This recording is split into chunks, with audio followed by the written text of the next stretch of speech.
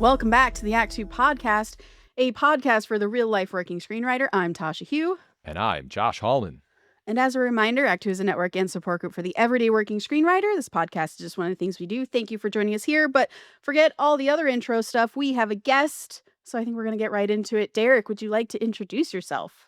Hey, I'm Derek Kolstad, creator of the JOHN WICK franchise, as well as the Nobody franchise, and Splinter Cell and Falcon Winter Soldier. I'm a working writer, so that therein is the bane and the blessing.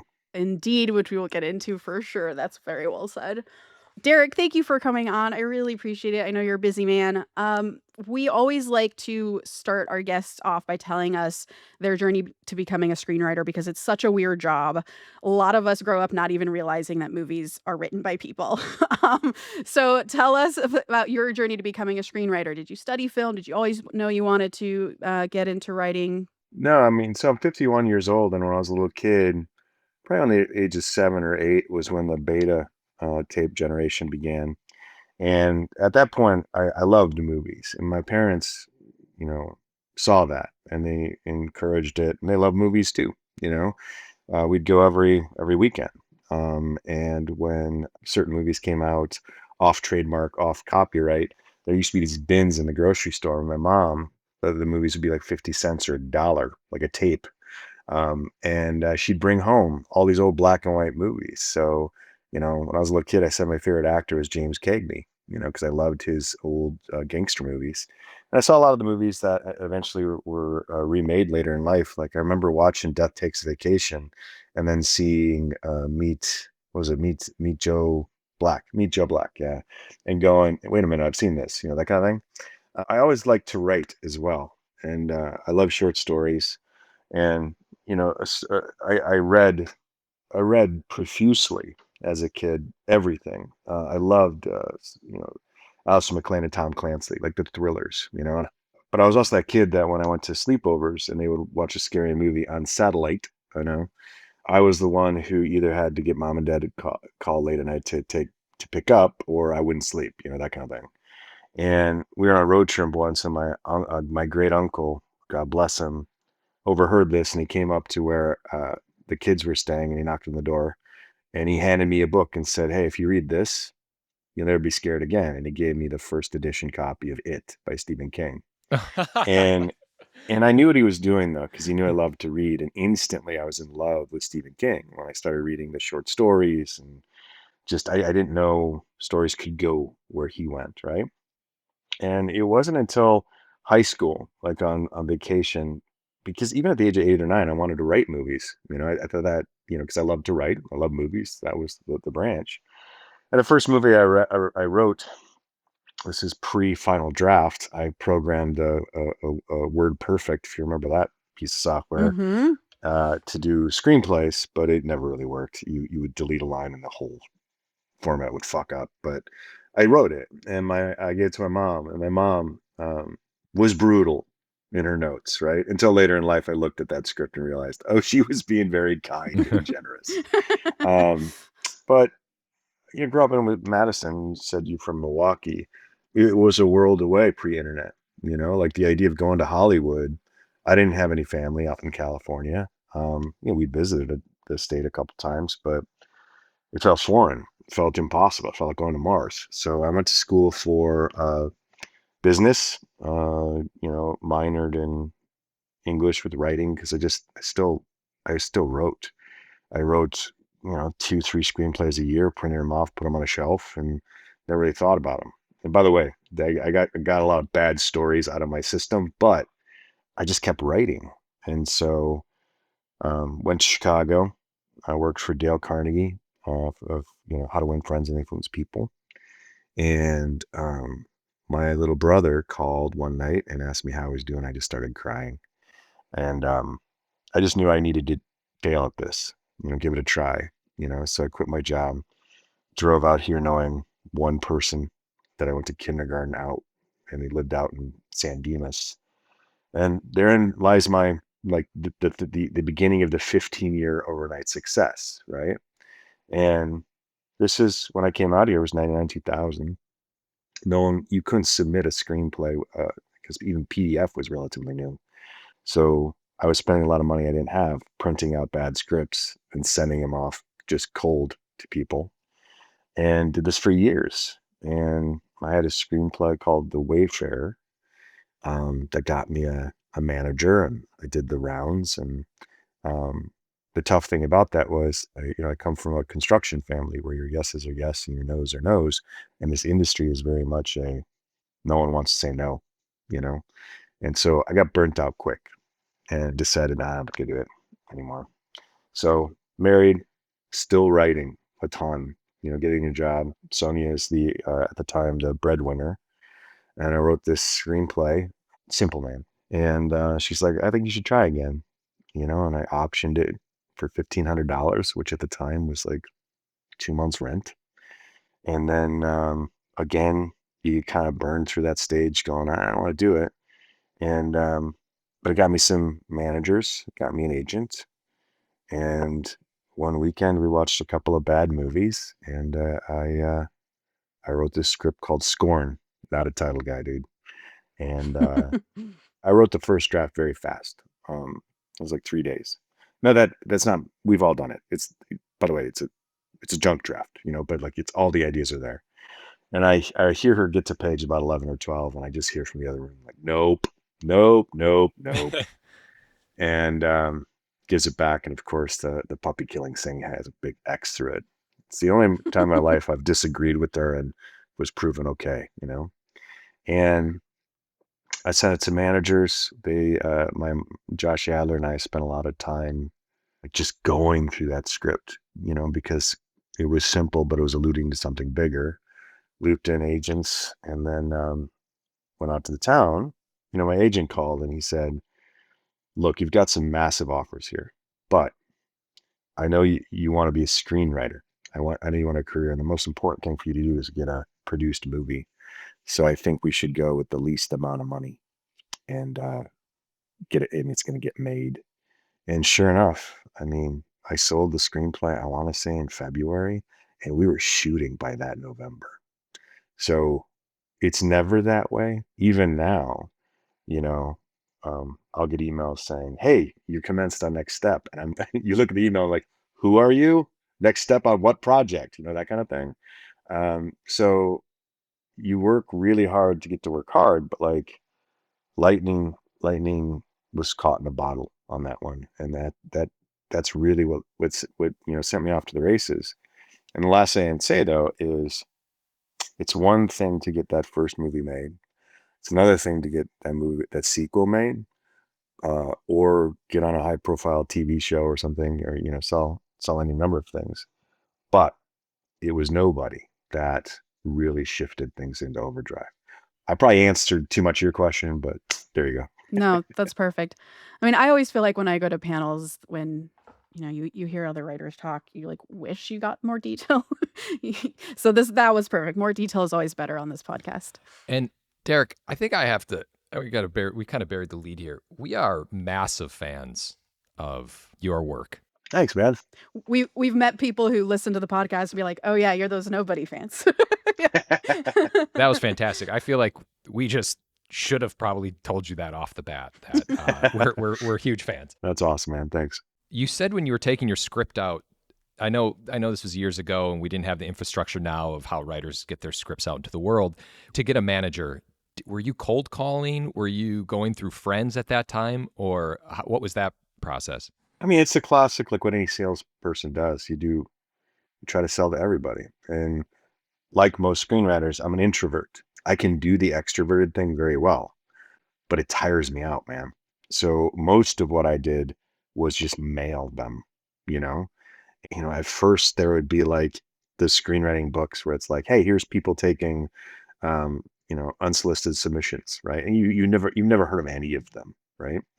But then what you begin to learn is the random nature of there's 100 screenplays on someone's desk.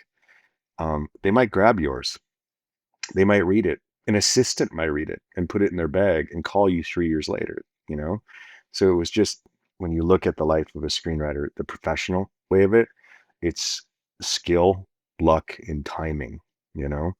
And my first couple of jobs that were bizarre, like bizarre jobs, paid the bills for a couple of months and taught me how to take, criticism and rejection because I deal with it every day. I remember my dad was visiting with mom and he walked by the office on a Zoom notes call.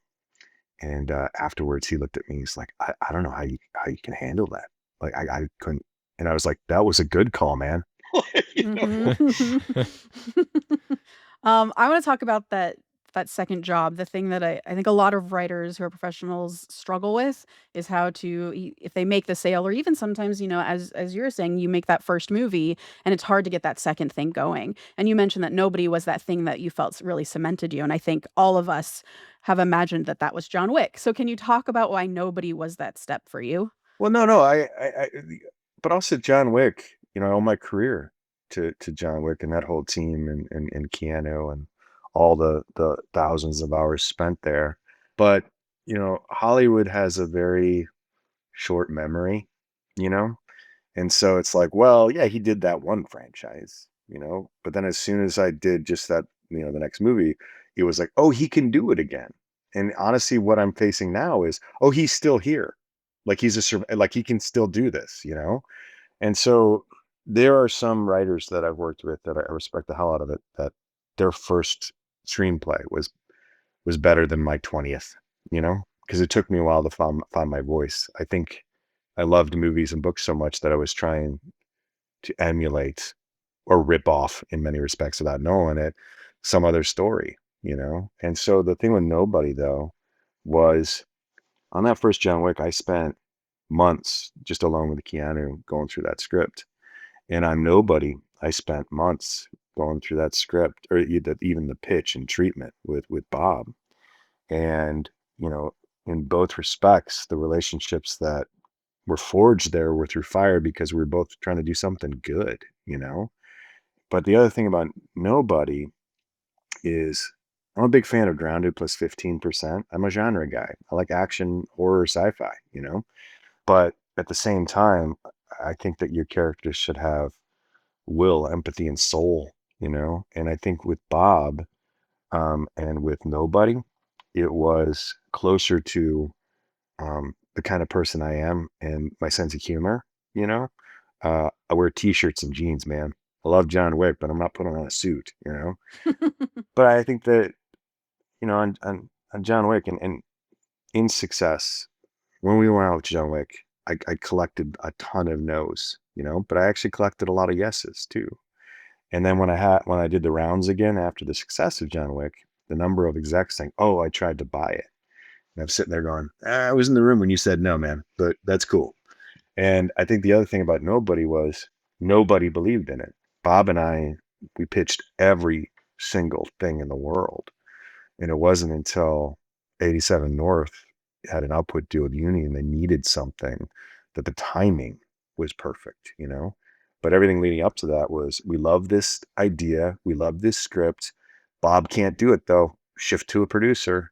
And my whole thing was like, it was never a temptation because we built this thing together, man. And I saw him in the role. And ultimately, I guess the reason Keanu had, like, it's Keanu Reeves, right? And I love the man dearly. And I'm a huge fan as a little kid. But Bob Odenkirk as an action star, like, fuck yeah, man. So there's just something about that was like just exciting. That lends to Nobody. That lends to the Bob Odenkirk kind of, you see It this. has to be Bob That has Odenkirk. to be Bob Odenkirk. Yeah. It's insane to hear this. The way I used to talk about it is like, look, man, if you saw the trailer for Nobody and it starred Brad Pitt, right? You'd be like, oh, cool, I'm gonna watch that movie. But when you see the trailer that stars Bob Odenkirk, you're like, fuck, I have to watch that movie. That's exactly right. Yeah. Because it's gonna be one of two things. It's gonna be terrible, or it's gonna be awesome. And we worked hard and hit on the ballpark there. Talking about your process for Nobody, how it sounds like you were obviously working with Bob very early on. How did that relationship work, or how did Nobody come about? Was it something that you already had an idea of and you approached actors? Can you talk about the start of Nobody? Bob had wanted to do an action movie, and it's funny because he will comp and posit a lot of comedy stuff that I just smile and nod because I don't know it. And I'll comp a lot of action and he doesn't know them. But and every now and then he'll say, you have to watch this thing. And I'll say, you have to watch this thing. But they had met with some writers about an idea, and it was a 10,000-foot idea, you know? And I think he was just amused by and intrigued by Bob Odenkirk as an action star. And we met, and apparently the other writers just were either they would do it too comedic or too dramatic. I like humor, you know. I think one of the funniest things in the world is when I first saw Terminator at the age of like 11. You don't laugh at the scene when he says, "I'll be back," right? But when you watch the movie again and you know it's coming, it's fucking funny, you know? And so we just clicked because I knew I saw what he wanted to do. And in that first meeting, we were kind of leaning forward into each other, just kind of like going, yeah, yeah. And then we had lunch and we had coffee and it became more and more and more. And ultimately, we got that movie made. And, these movies are tough because, but in the best of ways, like I use the phrase way too much, iron sharpens iron, but like Bob's a writer, man, So like when we discussed the day before shooting, what he wants to do, it's all within dialogue, but, for the sake of the production, I have to make sure that I go through and I don't, even for the psychological appeal, make it look like I added more pages. I just need to go through and add Bob's stuff. And even on normal, when, that's an independent feature that's premiering here at Midnight Madness as TIFF with Bob and Ben Wheatley, Mark Provisari, who's manager, is producing alongside us. It was, 10 minutes before the camera's rolling and Derek's working on script and people are going ashen white until they witness how the process works. And so I would say when you work with a director, actor, producer, studio, you're always going to have to be a little bit flexible in your own kind of process. But for me, if I'm developing something, even if it's based on IP, I really like the treatment first or an email, to kind of going, hey guys, here's what I'm thinking, you know? And but if I spec something, I love just going fade in and I don't I don't outline. I just begin writing and ultimately I'll delete more pages than I write. But there's something weirdly cathartic or self-flagellating about that. I'm not quite sure, but it's a different way of doing it. Another thing we talk about often are movies like True Lies, Mr. and Mrs. Smith, and the balance of comedy and action, which it seems like you have just completely figured out. Like watching Nobody, for instance, it's such like that perfect dance between seriousness and then Bob delivers a line and you're just giggling and it kind of diffuses the fact that he may have just killed 5 to 10 people.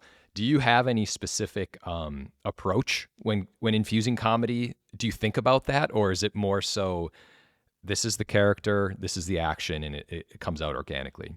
I think the action in the world build and that kind of stuff is, dude, everything I do, and I say this way too much, is a love letter to what I grew up with, right? It's just going, in my mind's eye, our video place was called the Video Station in Madison. And, I dream of seeing my movies on that wall with the little tags. And if you don't get one of the little tags, you don't get a movie.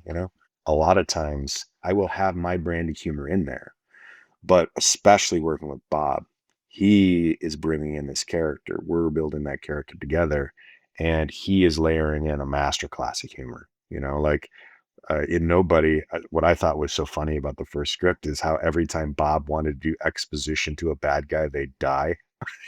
you know, and but Bob would be the one who would be like, when you think about like the kitty cat bracelet was always there, but then I don't know whose idea it was to actually he gets a cat at the end, but I know that came later.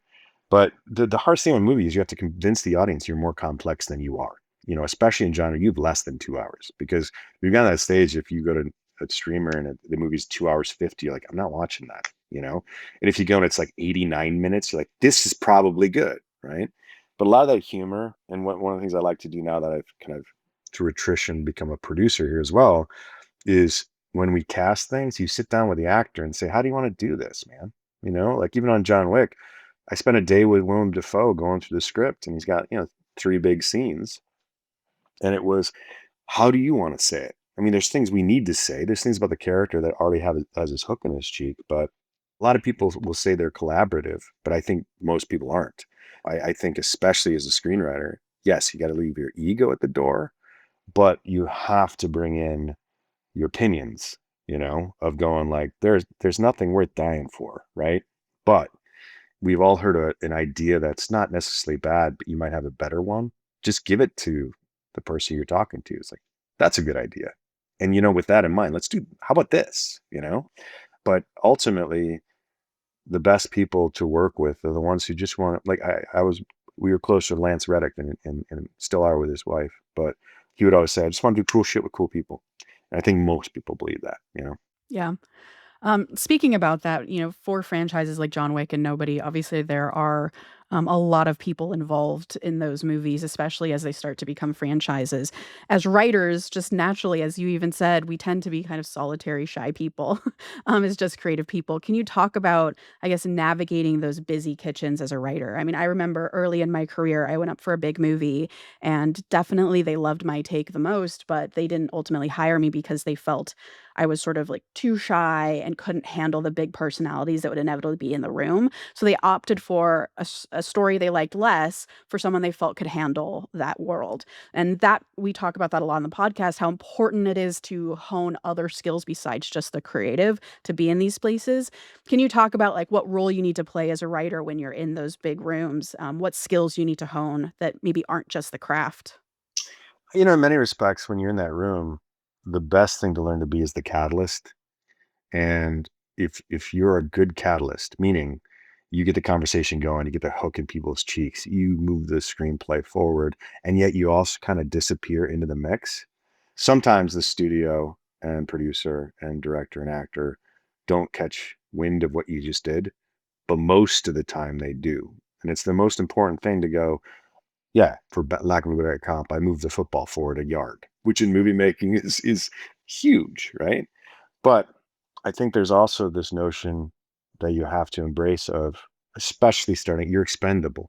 It sucks because I think we're the only credit on a movie that if there's other writers on it, we have to fight each other for credit. You know, and at a certain point, you can do all the work in the world on something, and then get unceremoniously tossed aside because, well, let's bring in someone else, right? It took me a while to accept that. It still hurts. Like, rejection sucks. Criticism is criticism. But I think what you have to do is clear mind, good heart, thick skin. You know, I'm also a guy who likes to juggle. Like, I don't, I like having a little bit too much, although lately I have way too much, but that's okay because I can shift twixt the two. So if I'm struggling with notes on one thing, I can shift to that other thing I'm writing and just go, oh, there we go. But I think the other skills in the room is just be kind, listen, geek out on the things that you love and hone in on the things that the other people in the room love and do the work because the work is relentless. And to also recognize that a lot of the times the notes don't make the script better, they make it different so that people can see their muddy little fingerprints all over it. But that's the process. And that's not just Hollywood. If we were all building cars or building airplanes or making dishes, same thing's going to happen. And just accept it because in such a way, first of all, it's a hell of a thing to sell a screenplay. It's a hell of a thing for that screenplay to be made, and it's a hell of a thing for that screenplay not to, or that movie not to be a piece of shit. And when it's actually good, that ain't just you, you know. That is true collaboration. Yeah, I love that. Can we go back to you brought up specs. How often are you writing your own stuff? And like where do those ideas usually start when you start crafting a new idea? I have no idea where the ideas come from, and that isn't some kind of pretentious answer. I think a lot of times it's, you know, in my office, I don't have stuff on the walls because I actually like to sit in this little chaise lounge and look out the window and look at the wall. And, I don't listen to music when I write. I have a air purifier and just, see where it goes. We saw the Lego movie in the theater, and there's a great scene where they're in that giant white room and the giant hand appears, And he's like, this is this is the space of the creator. I just start crying. And I was just like, oh, that's like, people are like, oh, Derek, to be in your head. I'm like, there's nothing there. Like, no, I think there's nothing there. But I think where the ideas come from is perpetually challenging yourself, you know?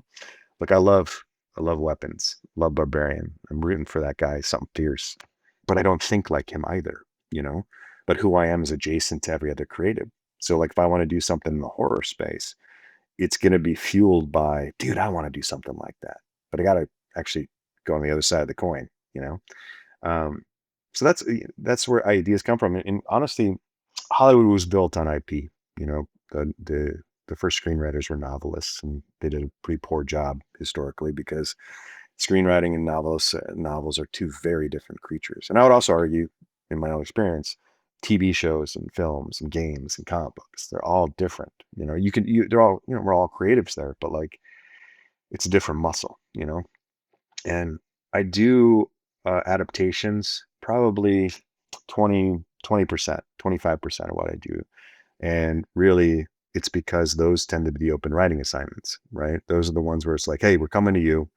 And it's more of a guaranteed, but especially in the TV space, especially in 100% in the comic book space. And when it comes to spec, I like original ideas. And the ones I like to tell, these stories tend to be sub 30, sub $30 million productions, which with incentives and stuff, you can get done in net 20. These are the sweet spot for the genre. And when I do adaptations, they tend to be studio fare that are huge. But you also take that job knowing full well that you're going to be the first or the second or the third of many, and you might not see the credit, but you will be rehired if when you are hired and then you left the project, you made the project better. That's beautiful. Let's start to talk about some career stuff, just sort of like everyday stuff that happens as a professional screenwriter. When after John Wick happened, it was obviously this huge hit. How would you say your day-to-day life as a screenwriter started to change from where you were before your wife gave you that note and afterwards? Well, when you're a screenwriter starting out, and let's say you get on the blacklist, right? It's kind of like, or people talk about it. It's kind of step one. And then you get a rep, you get an agent or a manager or a lawyer. It doesn't matter who they are, but they are willing to rep you. Step two. And then you start getting the water cooler and couch tours, right? Where they're generals. Step three. And then when you make that first sale or get that first job, and usually your first job is going to be a rewrite, let's see what he can do.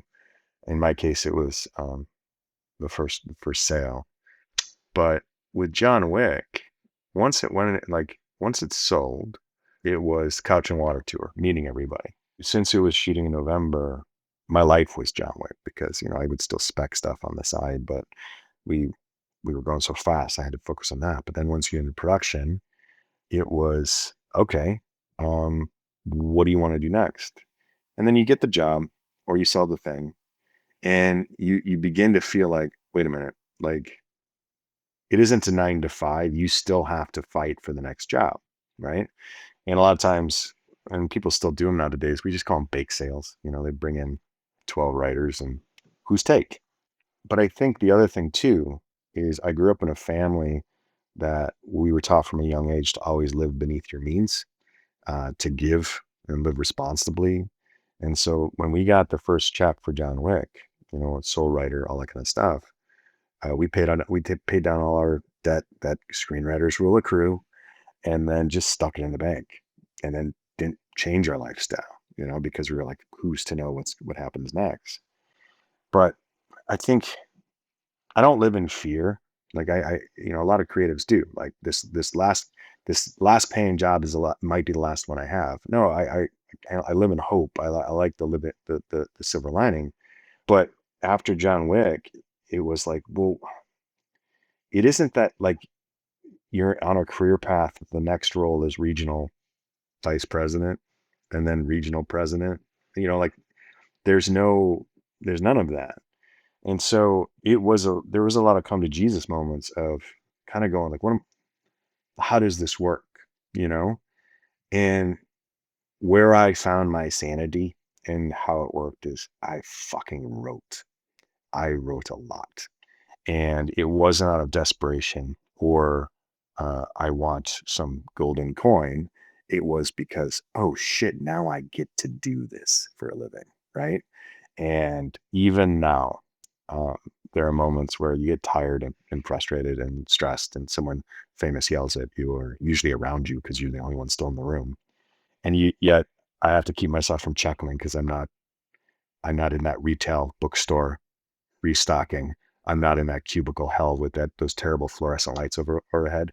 Uh, this is the perfect kind of stressful day. But you have to make your own fate. And I think that's what I learned after John Wick of going, if I want to keep doing this, I have to self-generate. And if something comes my way, awesome. Take it on, adapt the hell out of it. But everyone will always ask you, if I just pitch you 50 things, they'll say, cool, what else do you have? But ultimately, I think the last thing I'd say is it made me realize that I was writing for me, which is a very important thing to accomplish. Because I know some writers who don't like to write, or the writing is the worst part, or they want to direct, or you fill in the blank. I fucking love what I do, and I've always loved what I do, and I just want to keep doing it. So I think having those initial successes weren't a, hey, look at me now. It was like, cool, there's a better chance this next idea I have becomes a cool thing.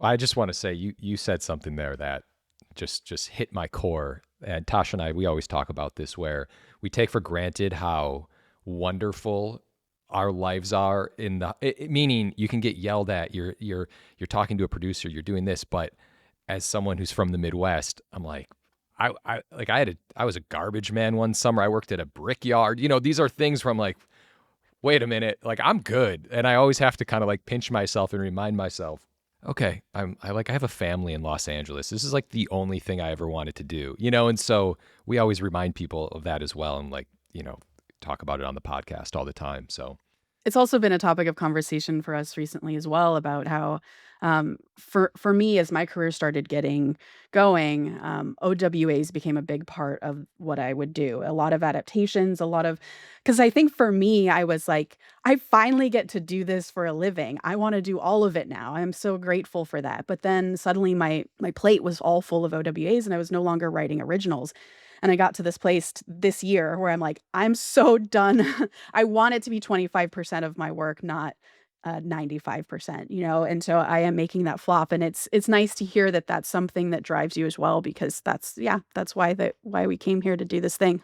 But I'd also say, like, every writer's different too, because I remember talking to TV writers, and they're happiest and best when they get staffed in a room, you know, and they are a piece of that, sports car, and they love it, and they need it.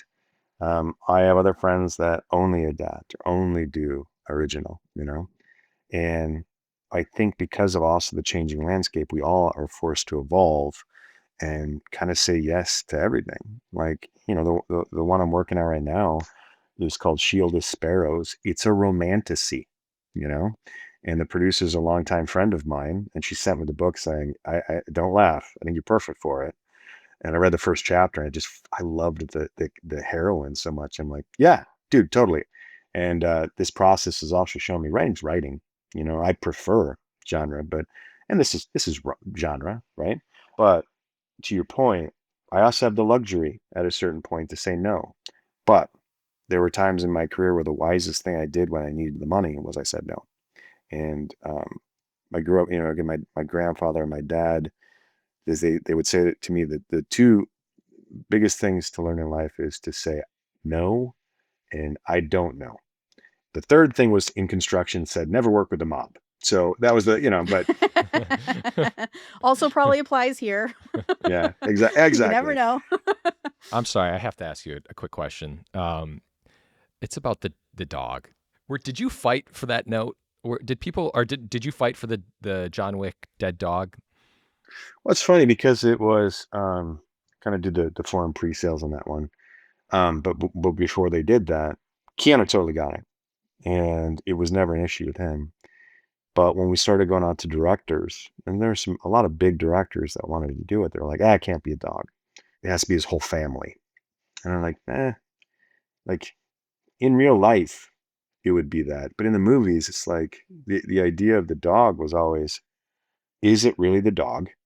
Is it really the extension of his wife? Or is it that he just needed an excuse to go back to being the Baba Yaga, right? And we got a lot of pushback along the way, even after the first screening, you know. But it was when we showed it at the ArcLight, the dome, Cinerama Dome, and we were in the green room. In the green room at the time, and maybe it's the same way, it's been a long time, you could look out at the audience, and I locked in on this one guy who did not want to be there. I think his daughters were Keanu Reeves fans or whatever.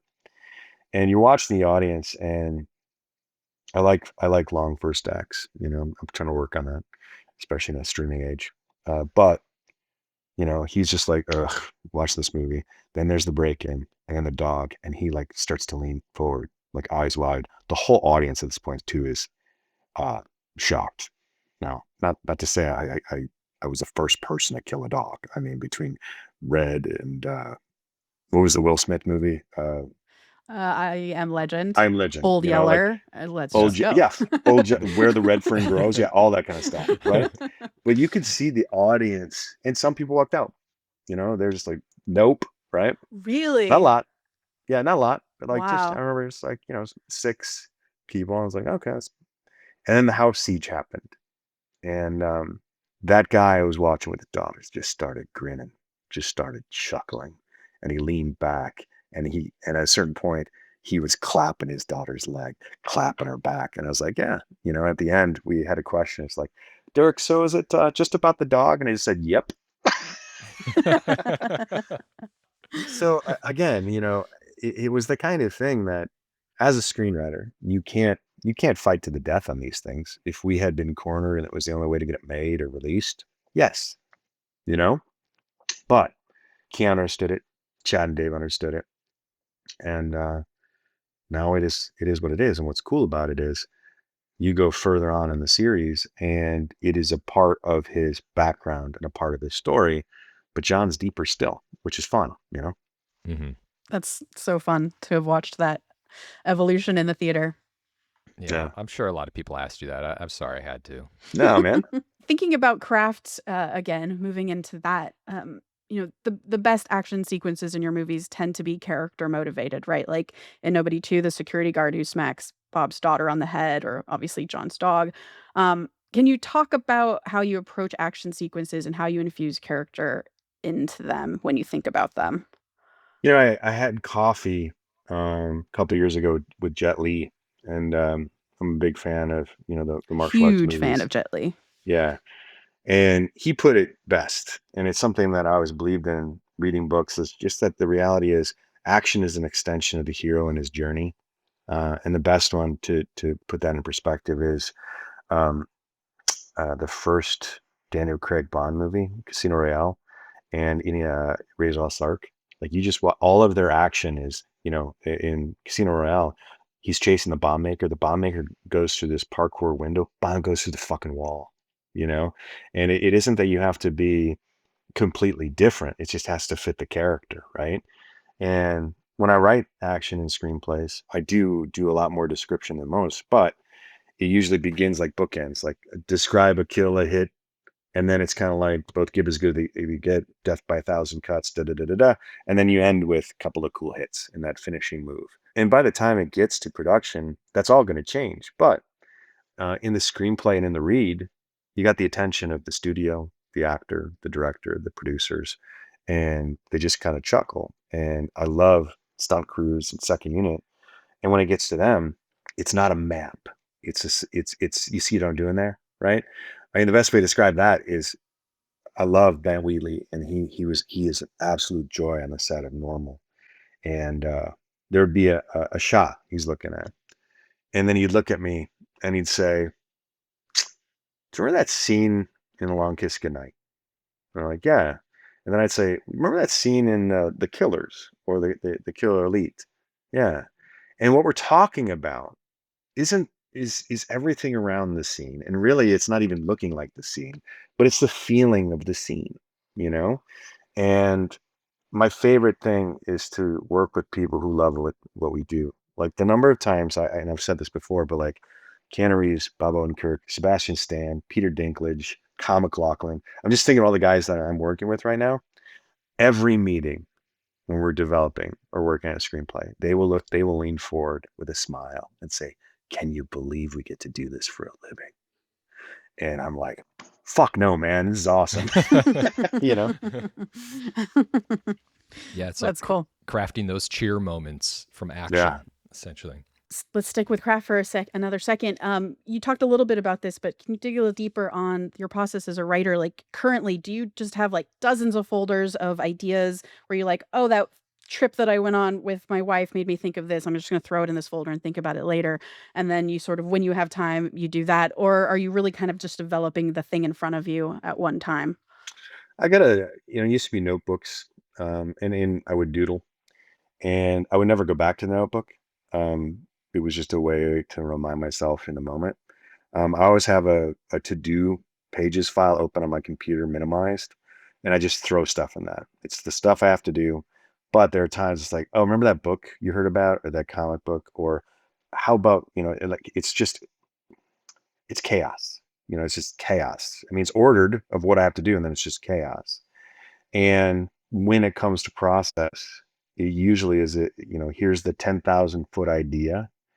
And then once I have that 3% figured out, then I ignore that and go like, yeah, but who's the character, you know? And then you spend everything on all that time on the character, and the rest follows in that character's wake, including how you want to do the action. Because you think your favorite movies, I think you love them because you love that character. Indiana Jones is. I love my dad. I love my I loved, past tense, God rest in peace, but my grandparents, my grandpas, right? Um, but then you get to see Indiana Jones now, and I have 8-year-old twins, and like I want to be that guy for my kids. I want them to look up to me like that. And also, when you think of what gets things made, yeah, we could. There are elements of frustration in regards to the streaming age and what they're asking for and looking for. But if you want to get an actor attached to your pick, he's got to see or she's got to see themselves in it in the first 2 pages, right? And I can't tell you like what the secret sauce is. It's just I think the secret sauce is they're going to sense your love. They're going to sense your love of the character. And we've all read bad scripts that became great movies and great scripts that became bad movies. Sometimes the magic just doesn't happen, you know. But for the most part, what it comes down to is I don't throw spaghetti at the wall to see what sticks. I just kind of I go down a certain I spelunk an idea. I go deeper and deeper until I fall through a cave and I'm like, well, here I am, right? But I will also say, half dozen times a year, I'll get to page 35 and I'm like, oh, where'd she go? Or not, nope, you know? And before and the same thing I do when I finish the script is the same thing I do when I stop a script. I immediately open up a file and write fade in and write 1 page. Just see what comes out. And I have a drawer up here full of orphans scenes, and I never seek them out. They're just there. So in talking with Josh, who we've been working together now for 15 years, talking through a script, he's like, remember that one that didn't work out about that guy with the thing? And I'm like, oh yeah, that scene would work here. So to me, I don't think you should ever sense or defeat in you not being able to finish something because you got to a certain point and the maturity is gone. I don't know where to go. And there have been projects where I've had a general and they want to do a kind of movie. And I'm like, oh, there it is. Like, that's where it could go. And then saying, look, I got this thing. And I started off like this. And they're like, oh, you know what we should do? And then it just becomes this snowball effect. I mean, even if you said to me right now, Derek, what do you think is the next movie to go? I could tell you, but we could have a revisited podcast in a year. And I'm like, I don't know, which one was that? And I'm on set of what now? So Then we'll wrap with advice then. I mean, you did the grind for a really long time. I think a lot of our listeners are doing that grind and just trying to make their rent or their mortgage as they can. I guess what advice do you have for writers who are wondering, like, is this a stupid dream? Should I just quit and do something more practical, especially as the industry is constricting all the things? What advice would you have for writers who are feeling that way? Most of the job for a working writer is the grind, you know? And I think you have to fall in love with the grind, you know? Because what I learned with Malcolm Spellman and Dalen Musson and all the other writers on Falcon Winter Soldier was Oh, yeah, I'm a friend of Dalen's actually. Yeah. I love Dalen, man. That's I funny. got Yeah. it's been a couple of years, but he's such a great guy. Malcolm was a delight. But it was in that room, you learned that if I had an idea that made your script better, but gave you 1,000 hours of work, you give it because it made the script better, you know? And so I would also say, no one should do anything creatively for money. Not saying you should do a lot of free work or, be used and abused by the system. And that's also part of life of being a writer, tossed aside like a used handkerchief. But just recognizing that the fun is the first draft. The work is the second draft. Hell is those polished drafts where the studio's like, we or it's got a couple of small notes. You're like, Jesus, dude. Like we've all gotten the note. Hey, between pages 50 and 90, can you make it better? you Yep. know, but I think the biggest recommendation is it's like with anything else in life, you got to love this thing. And I don't understand the tea leaves right now. I don't understand what's going on in the industry. But uh, even if I didn't have a job right now, if I didn't have an assignment, if I didn't have any steps, I would be writing something new. And when I was done with it, I would eagerly give it to Sonia and say, "Dude, check this out." But we would work on it, and then I would send it to someone, going, "Dude, check this out." And someday, hopefully, it gets made and sold and made and that kind of stuff. But like when I'm on these red carpets, and there's been a number of them now, which is just surreal to a little kid from the Midwest. And you look up and you see, created by, written by Derek Kolstad. Like I didn't think it would happen. That's worth it. Yeah. Get emotional there. I know. I hear you.